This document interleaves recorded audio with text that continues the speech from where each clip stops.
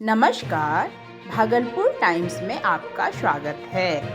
Congress party के senior नेता राहुल गांधी बिहार के दौरे पर हैं। राहुल गांधी के बिहार आगमन पर गोड्डा के सांसद निशिकांत दुबे ने जमकर टिप्पणी करते हुए कहा कि राहुल गांधी पदयात्रा कर ले या फिर भागलपुर में बैठ जाएं, यहाँ के लोगों को कोई फर्क नहीं पड़ने वाला। साथ ही उन्होंने कहा, कांग्रेस 60 वर्षों तक राज की है।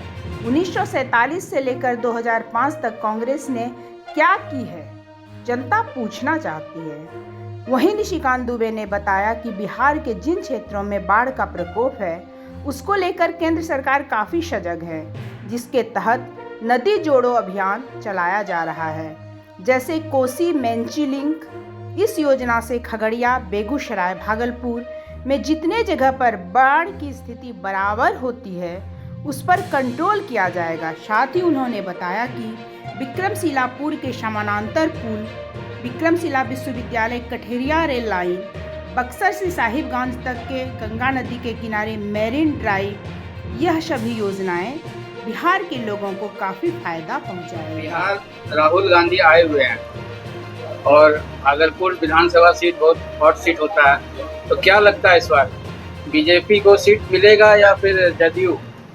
राहुल गांधी अपना बताएंगे ना, 60 साल तक सरकार चलाए हैं यहाँ। वो पता है 1947 से लेके 2005 तक, तो चाहे आरजेडी के साथ या खुद व्यक्तिगत तौर पर 1-2 साल को छोड़कर वही सरकार चलाते रहे ना। तो 60 साल का जब हिसाब देके चले जाएंगे तब ना भागलपुर पर कुछ चर्चा होगी। मुझे नहीं लगता कि बिहार के लोग राहुल गांधी को बहुत सीरियसली ले रहे हैं। वो अपना समय जो है छूट का यहाँ व्यतीत कर रहे हैं। शायद कांग्रेस 1-2 सीट जीत जाए तो काफ़ी है।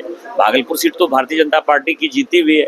किसी कारण से हम कुछ वोट से जो है पिछले 2 चुनाव से हार रहे हैं, लेकिन इस बार हम जरूर जीतेंगे। सुनने में आया कि जदयू भी इस बार दबाव डाले कि हम भागलपुर के लिए भी प्रयास कर रहे हैं, तो क्या गठबंधन में क्या संभावना है? नहीं, ये तो गठबंधन जब होगा तब होगा। हम तो यहाँ एनडीए के तौर पर चुनाव लड़ेंगे। जो भी यहाँ चुनाव लड़ेगा हम तन मन धन से उसको जिताने का प्रयास करेंगे। राहुल जी पदयात्रा कर लें कि आप भागलपुर में बैठ जाएं, क्या फ़र्क पड़ता है? इस इलाके को थोड़ा बहुत भागवत झा आज़ाद आप कह लीजिए कि उन्होंने भागलपुर के ऊपर ध्यान दिया। इसके बाद ये पूरा क्षेत्र नेग्लेक्टेड ही रहा और इस कारण से बेरोजगारी कहिए, विस्थापन कहिए, पलायन कहिए, गंगा का कटाव कहिए, एक बड़ा मुद्दा हमेशा हम लोगों के साथ रहा। लेकिन पिछले 10 साल में माननीय मोदी जी के आने के बाद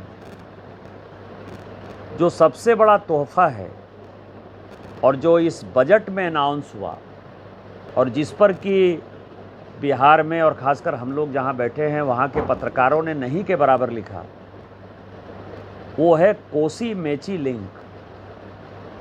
इस इलाके का यदि सबसे ज़्यादा बड़ा अभिशाप रहा तो वो कोसी नदी रही।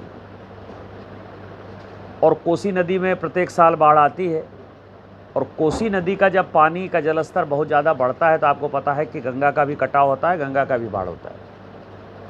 कोसी नदी के पानी को रेगुलेट करने के लिए जो नदी जोड़ो अभियान है माननीय प्रधानमंत्री जी का, उसमें केन बेतवा के बाद, केन बेतवा आपको पता है कि राजस्थान, मध्य प्रदेश और उत्तर प्रदेश के बीच की परियोजना है।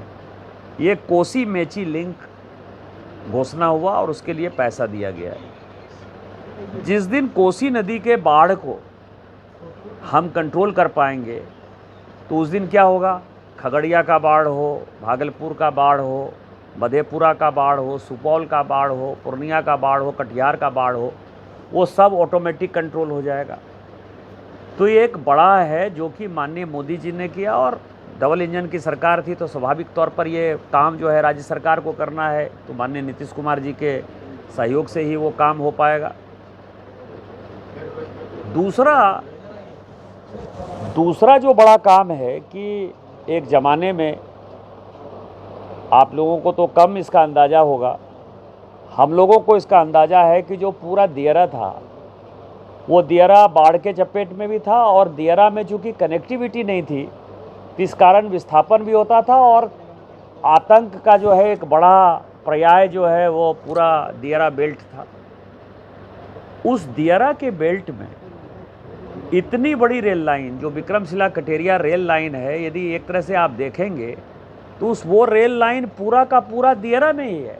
चाहे वो तौफील दियारा हो, चाहे दयालपुर दियारा हो, चाहे बरबन्ना का दियारा हो, चाहे उस पार में तिनटंगा से लेके आप कटेरिया तक जाएंगे, तो दियारा में बनेगा रेल लाइन, ये किसी ने नहीं सोचा। तीसरा, जो इस बजट में अनाउंस हुआ है कि बक्सर से लेके साहबगंज तक हम जो है पैरेलल गंगा के किनारे किनारे जो है वो रोड बनाएंगे। कई एक लोगों को लगता है कि वो ब्राउन फील्ड रोड होगा, लेकिन वो रोड बेसिकली जो है वो ग्रीन फील्ड रोड होगा।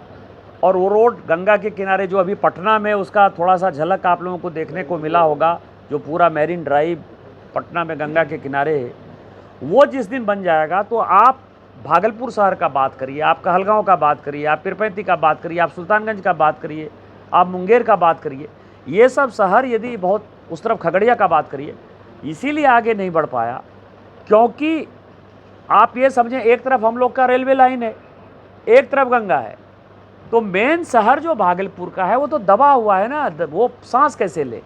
आज भी हम आ रहे थे तो ट्रैफिक की इतनी बड़ी समस्या है। ट्रैफिक की समस्या का समाधान कभी नहीं हो सकता है जब तक कि वो रोड नहीं खुले। तो वो रोड जिस दिन बन जाएगा तो आप समझें कि कितना बड़ा हो जाएगा, वो भी 4 लेन का रोड बनेगा।